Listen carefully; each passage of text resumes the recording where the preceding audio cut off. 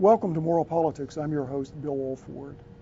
All people of conscience must oppose Israel's genocide of the Palestinians. Sadly, few ever stand up for moral principles, especially human rights. The freedom sailors of the Free Gaza movement did. Their story is recounted in a book entitled Freedom Sailors. 44 intrepid activists broke the siege on Gaza. They broke it long enough to bring hope to the Palestinians, and they broke it long enough to expose Israel's sadistic occupation. Dr. Bill Dienst, a freedom sailor himself, joins me. We discuss the harrowing tales of heroism in the newly released book, Freedom Sailors. It is my pleasure to welcome returning guest to Moral Politics, Dr. Bill Dienst. Welcome. It's good to be here again, Bill. Thanks.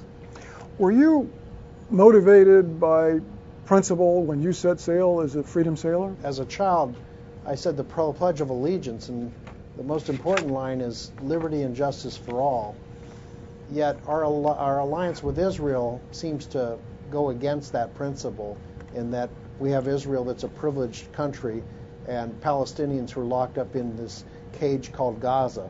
Interesting you describe Gaza as a cage. So many other people have described it that way also. But I'm curious. I want to know the saga, this tale of heroism.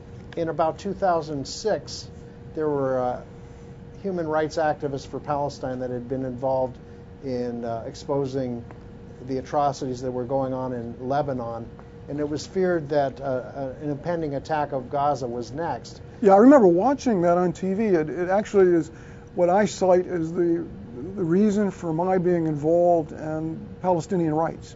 But we were driven by idealism. We were driven by the need to do something rather than just watch the oppression of the Palestinian people and remain in despair. But you were driven by idealism, but weren't you concerned? We staged the boats from Greece.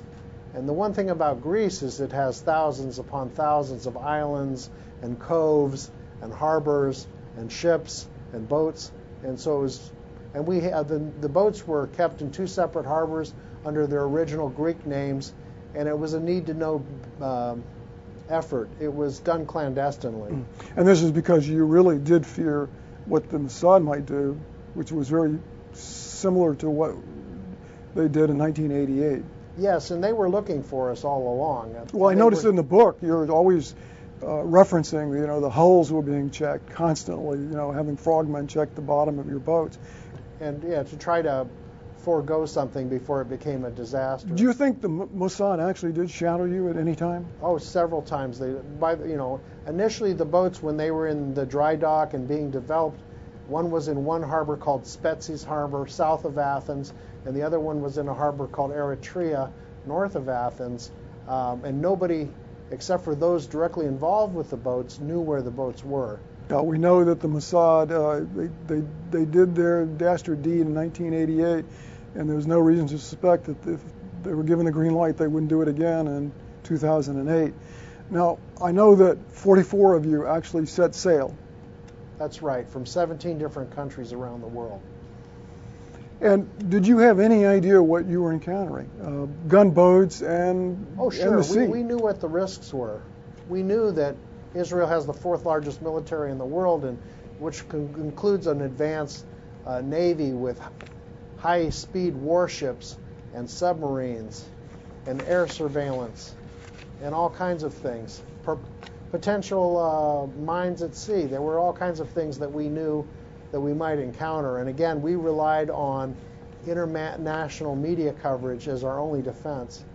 Did they electronically jam any communications? We had put thousands of dollars into sophisticated real-time internet broadcasting because we felt our only defense would be that if they attacked us at sea, we could broadcast the attack on the international airwaves. But they beat us in that tennis match when we wound up 70 miles off the shore of Israel in international waters.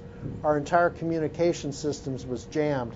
And this was in the middle of the night in stormy seas.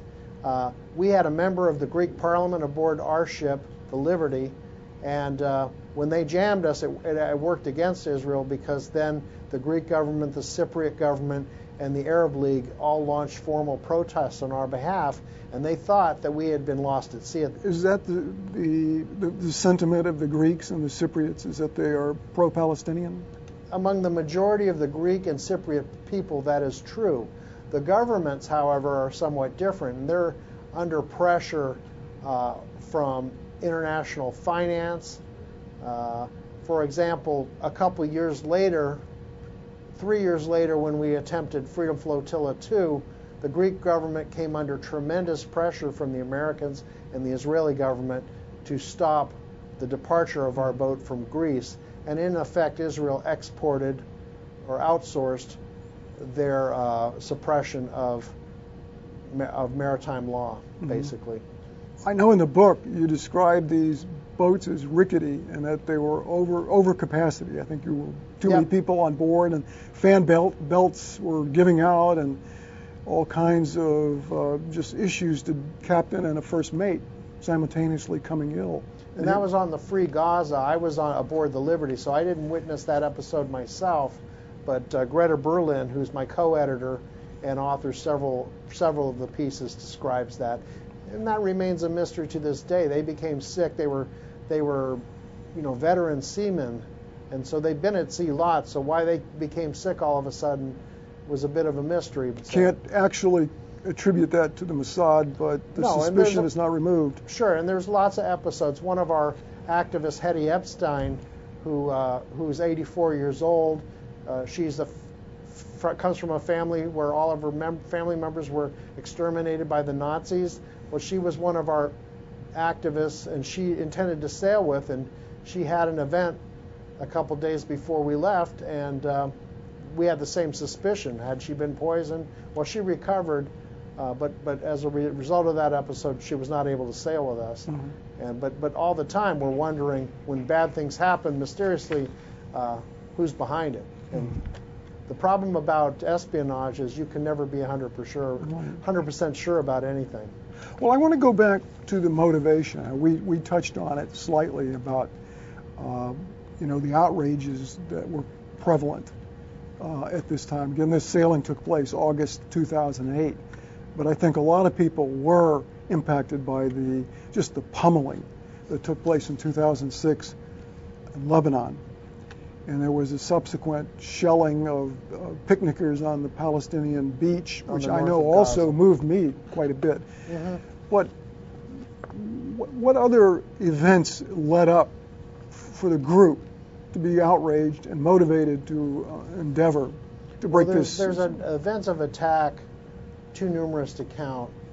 And since the mid-2000s, the kill ratio, that is dead Palestinians to dead Israelis, has been about 100 to 1. But the chief thing that motivated us is that Gaza is under siege, that around 2007, the Israeli government declared the entire Gaza Strip as a hostile entity, and there'd always been a siege to some degree, but then they really increased the siege. They limited what was able to be brought in and out of Gaza.